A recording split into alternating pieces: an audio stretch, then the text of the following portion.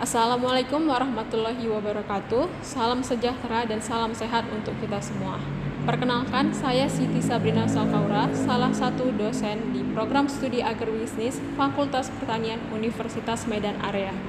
Video ini dibuat dengan tujuan sebagai salah satu syarat dalam seleksi sertifikasi dosen SMART, Simple, Modern, More Innovative, Accountable, Responsive, and Transparent tahun 2023, yaitu sebagai pernyataan diri dosen dalam unjuk kerja Tridharma Perguruan Tinggi atau biasa disebut dengan PDD UKT PT. Kurikulum program studi agribisnis Fakultas Pertanian Universitas Medan Area memiliki 3 kelompok dosen bidang kajian, yaitu manajemen agribisnis dan kelembagaan, komunikasi dan penyuluhan pertanian, serta ekonomi pertanian.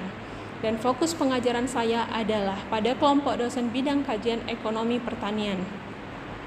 Pada semester ini, saya diamanahkan untuk mengampu mata kuliah perdagangan internasional. Mata kuliah perdagangan internasional merupakan mata kuliah wajib yang diberikan bobot sebanyak 2 SKS untuk mahasiswa semester 5 program studi agribisnis Fakultas Pertanian Universitas Medan Area. Mata kuliah ini merupakan penjelasan dengan cakupan terkait dengan salah satu sub pembahasan di ekonomi internasional, yaitu perdagangan internasional.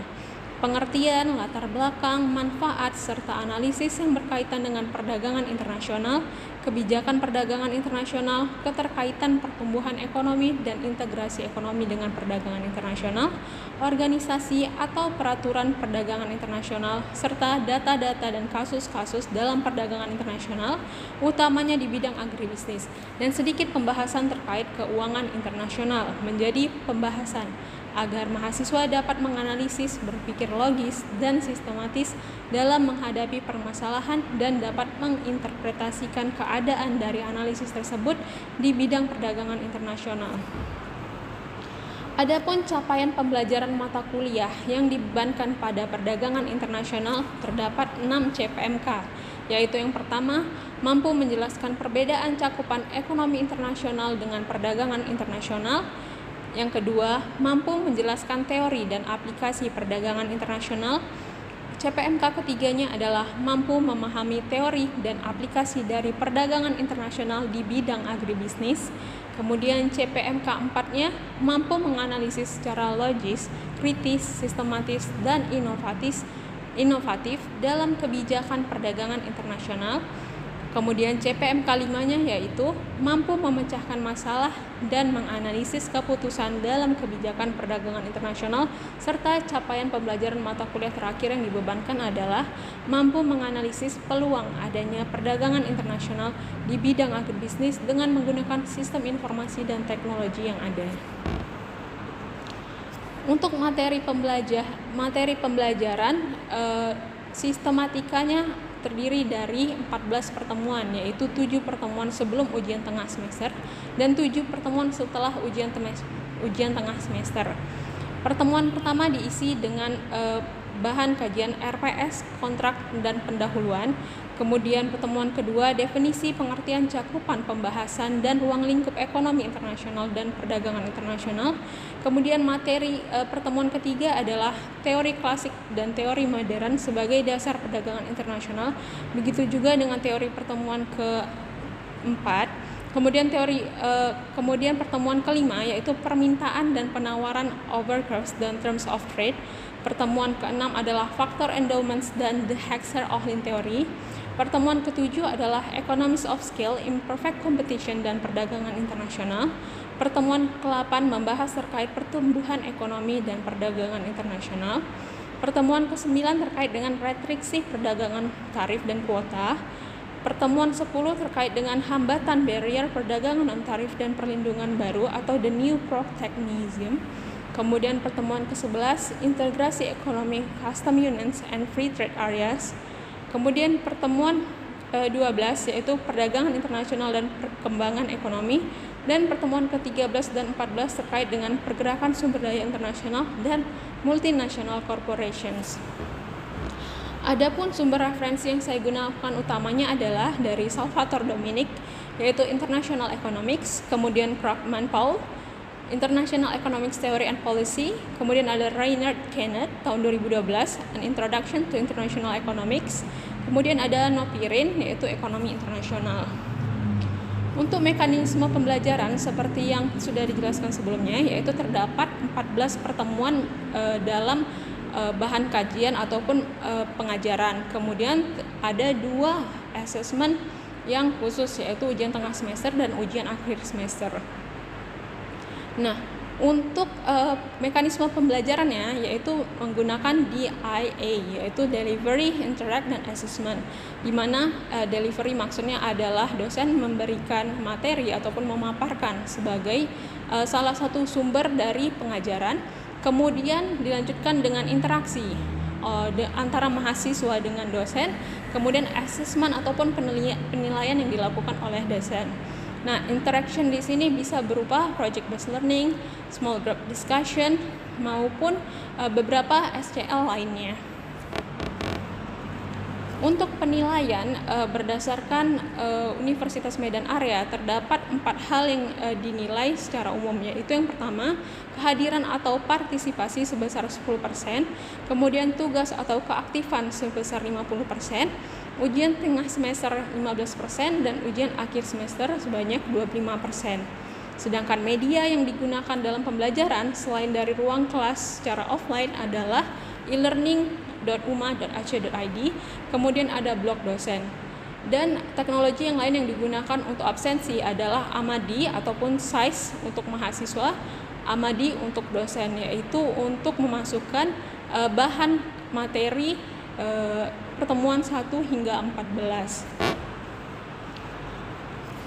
Untuk video selanjutnya adalah video pengajaran yang saya lakukan di kelas perdagangan internasional.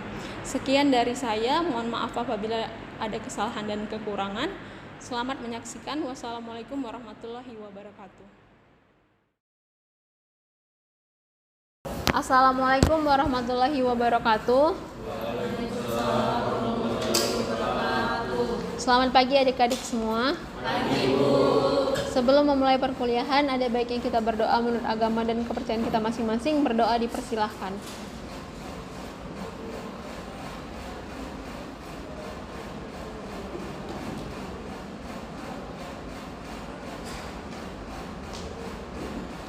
Oke, berdoa selesai. Nah, hari ini kita akan melanjutkan materi kita perdagangan internasional sesuai dengan RPS yang kemarin sudah kita sampaikan, yaitu terkait dengan teori klasik perdagangan internasional. Nah,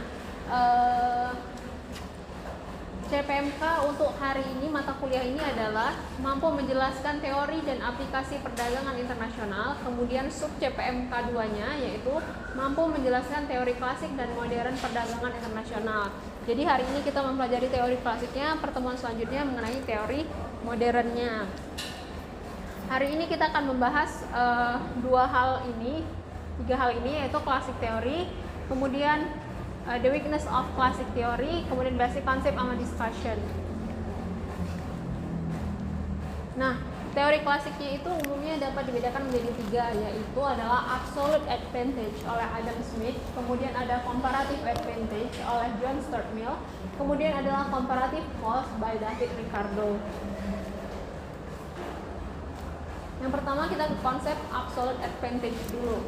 Nah, di sini dinyatakan bahwa Adam Smith tahun 1937 declared that it is the maxim of every prudent master of a family never to attempt to make at home what it will cost him more to make than to buy. Jadi contohnya Rizky anak tunggal ya, Yohana anak 5 bersaudara.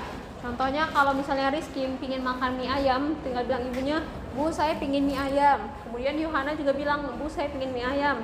Ketika hanya ada 3 orang dalam satu keluarga, misalnya kita buat mie ayamnya harganya adalah 12.000. Jadi kalau 12.000 dikali 3, 36.000. Sementara kalau ibu Rizky berbelanja untuk beli mie ayam, kan nggak mungkin sedikit-sedikit. Biasanya mie udah ada kemasannya, kemudian ayam paling nggak 1/4. Nah, harganya bisa jauh lebih mahal membuatnya dibandingkan dengan membelinya.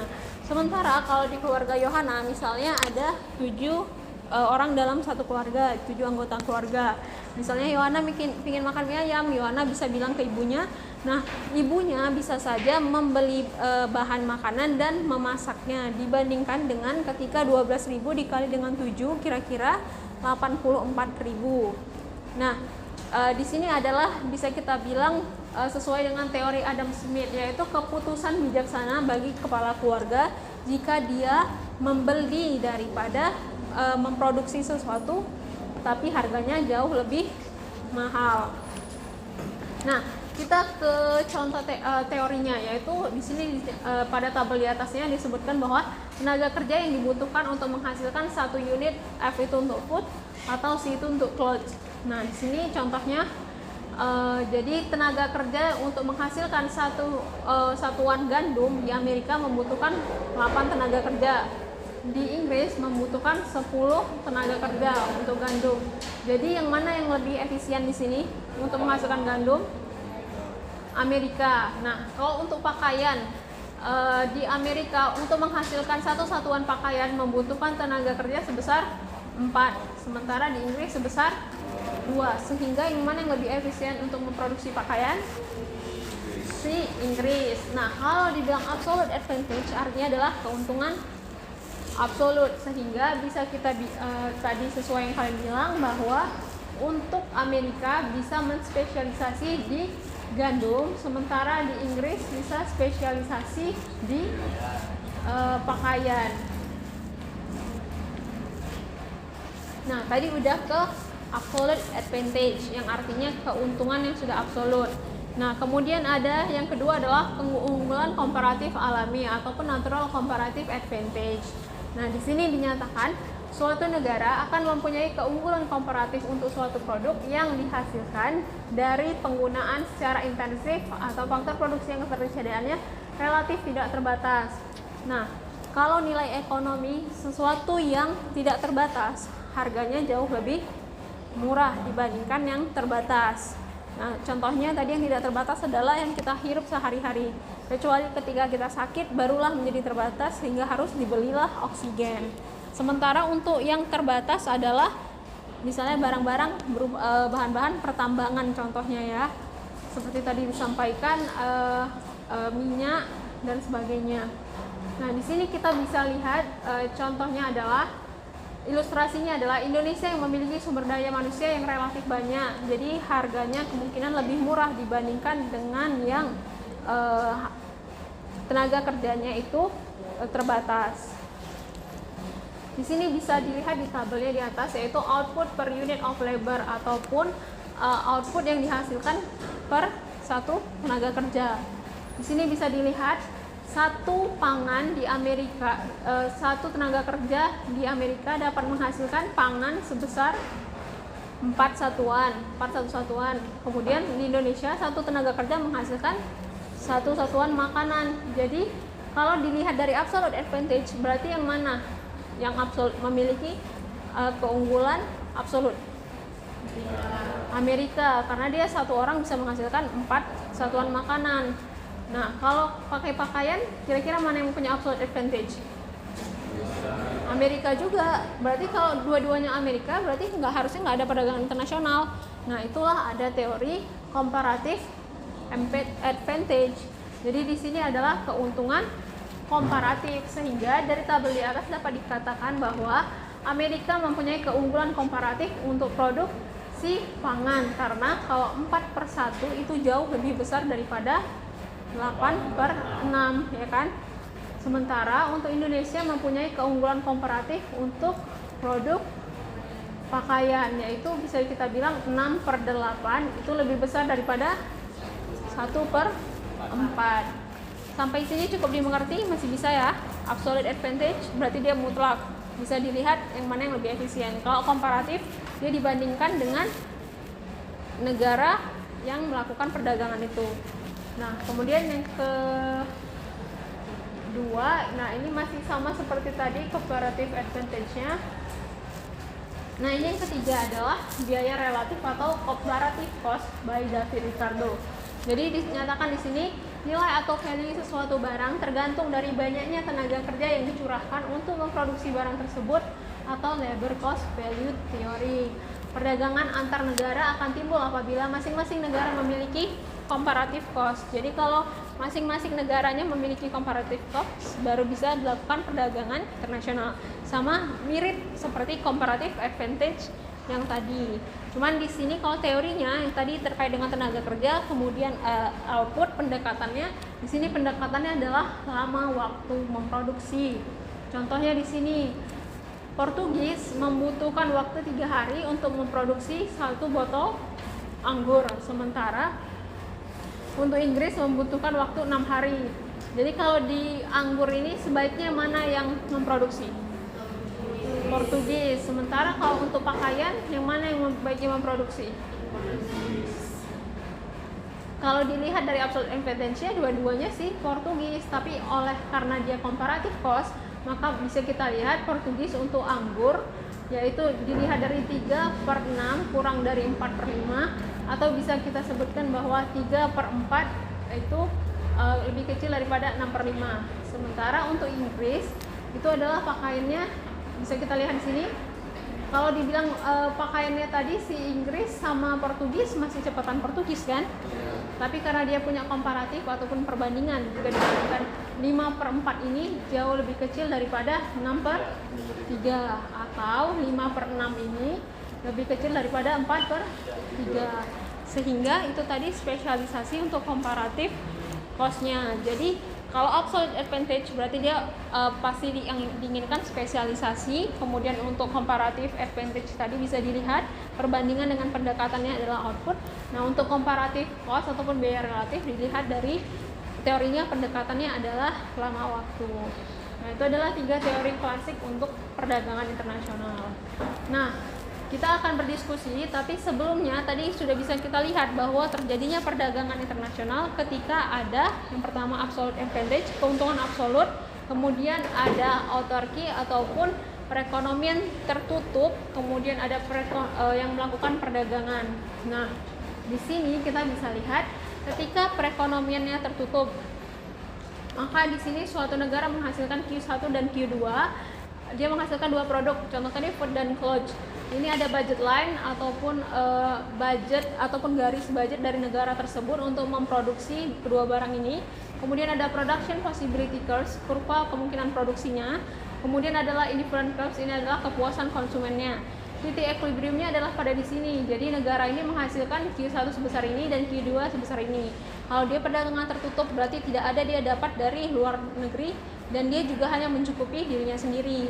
Tapi ketika terjadi perdagangan, kalau mengikuti teori yang klasik tadi yang kita pelajari, bahwa awalnya pada titik ini kan untuk titik equilibriumnya, kemudian misalnya dia mau spesialisasi ke Q2, maka dia akan memproduksi Q2 jauh lebih banyak tapi masih dalam production possibility curves, meskipun dengan budget line yang baru. Karena kalau dia memproduksi Q2 otomatis dia akan sudah mencukupi kebutuhannya dan akan mengekspor.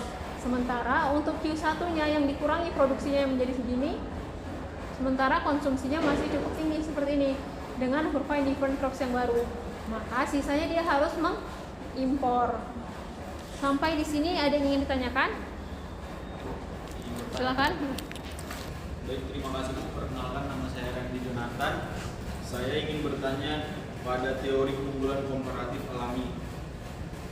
Yang ingin saya tanyakan yaitu bagaimana jika tenaga kerja itu sedikit namun menghasilkan output yang bisa dikatakan banyak. Apakah harganya murah atau malah sebaliknya? Terima kasih atas pertanyaannya Randi. Itu tadi untuk keunggulan komparatif. Artinya ada perbandingan ya. Untuk perbandingan, jadi ketika tadi tenaga kerjanya bisa menghasilkan outputnya, maka dilihat lagi untuk negara lain produksinya bagaimana. Nah, bisa jadi dengan tenaga kerja sedikit tadi adanya teknologi, makanya teknologinya ada tadi, dia menghasilkan output yang banyak. Kita nggak bisa bilang harganya murah atau mahal, tapi dia memiliki daya saing karena tadi comparative advantage. Terima kasih atas pertanyaannya. Nah, oleh sebab itu silahkan ini akan kita bagi menjadi 4 kelompok. Mohon masing-masing kelompok yang pertama memberitahukan kelebihan dari perekonomian tertutup. Kemudian yang di belakang kekurangan dari perekonomian tertutup, sementara yang di kanan kelebihan dari perekonomian terbuka, dan yang di belakangnya kekurangan dari perekonomian terbuka. Silahkan untuk berdiskusi 15 menit kurang lebih. Setelah itu akan kalian akan ada wakil untuk presentasi. Terima kasih, selamat berdiskusi. Persilakan untuk kelompok perekonomian tertutup, kelebihannya. Baik, terima kasih atas waktu yang diberikan dan waktu yang diberikan kepada kami untuk berdiskusi. Di sini kami akan agak ke sini, temennya ke belakang ya. Di sini kami akan membahas tentang kelebihan dari perekonomian tertutup. Nah, kami mendapatkan 3 kelebihan dari perekonomian tertutup. Yang pertama, memiliki perekonomian yang lebih mandiri. Nah, contohnya masyarakat lokal dituntut untuk lebih meningkatkan daya belinya terhadap produk lokal. Hal tersebut dilakukan untuk menghilangkan rasa ketergantungan terhadap produk impor. Yang kedua itu terhindar dari risiko nilai tukar dan permasalahan perekonomian global. Kondisi ini sebuah negara yang menerapkan perekonomian independen, negara tersebut akan berdiri dengan sistem perekonomiannya sendiri dan tidak bergantung pada kondisi perekonomian global.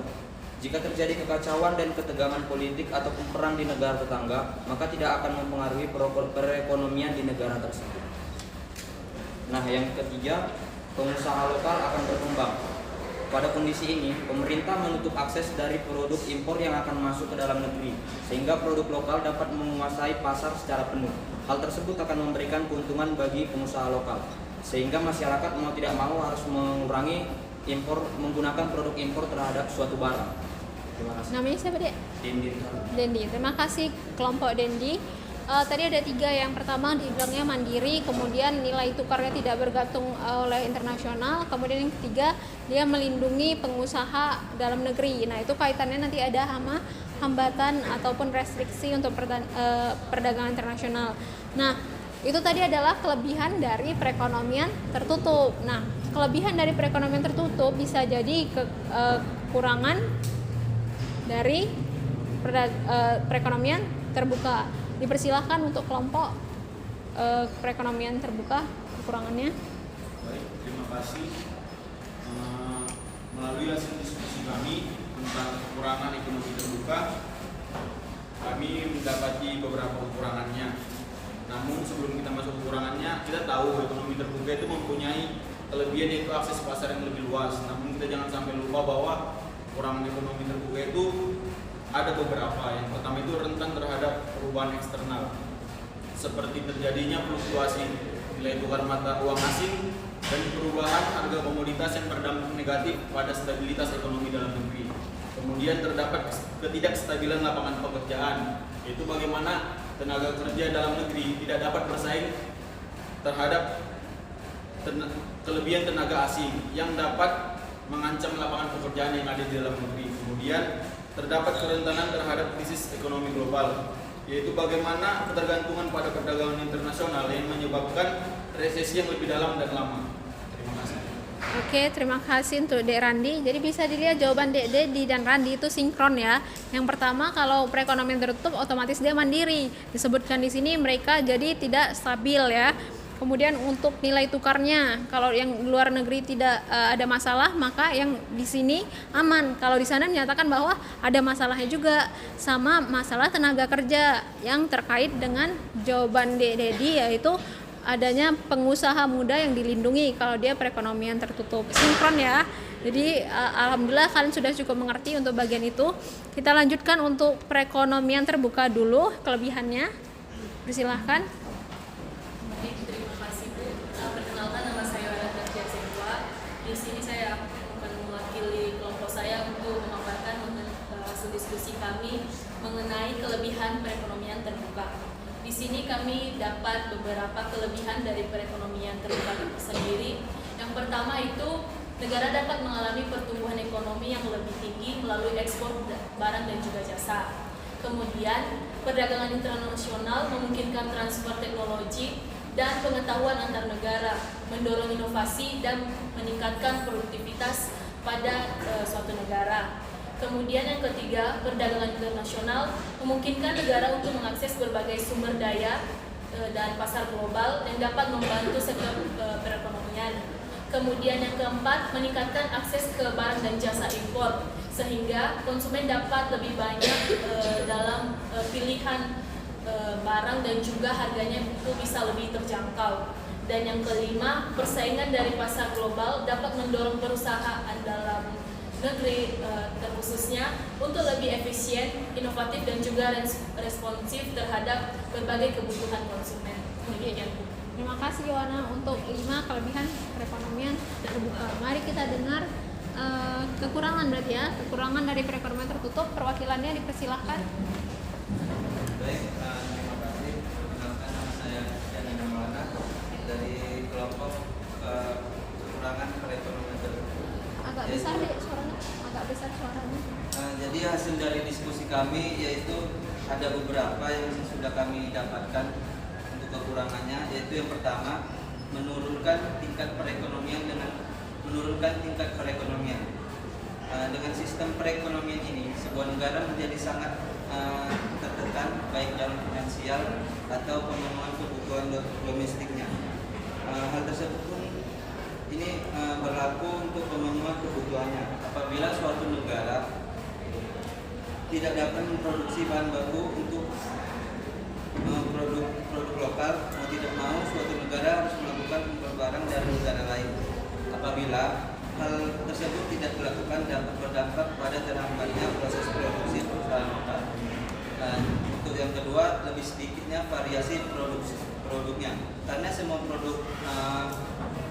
produknya berasal dari dalam negeri aja, maka produk hasilnya pun tidak memiliki banyak variasi atau inovasi. Untuk yang ketiga, dikucilkan dari pergaulan internasional. Apabila suatu negara telah memutuskan untuk berdiri sendiri atau menjadi negara yang independen, tentunya akan banyak muncul berbagai anggapan serta spekulasi mengenai hal tersebut. Sekian dan terima kasih. Terima kasih, namanya siapa Dek? Rizky Ananda Maulana. Oh, terima kasih Rizky Ananda. Bisa dilihat ya Yohana dengan Rizky Ananda tadi sinkron bahwa pertumbuhan ekonomi di perekonomian terbuka lebih maju daripada yang perekonomian tertutup. Namun tadi ada kelemahan di sini yang menjadi kelebihan juga di sana. Nah, hal ini itu kenapa tadi kita buat jadi 4 kelompok untuk menunjukkan bahwa kalian bisa sebetulnya kalau membuat paper saling melengkapi. Mungkin sekian untuk perkuliahan hari ini. Mohon maaf apabila ada kesalahan dan kekurangan. Saya ucapkan terima kasih.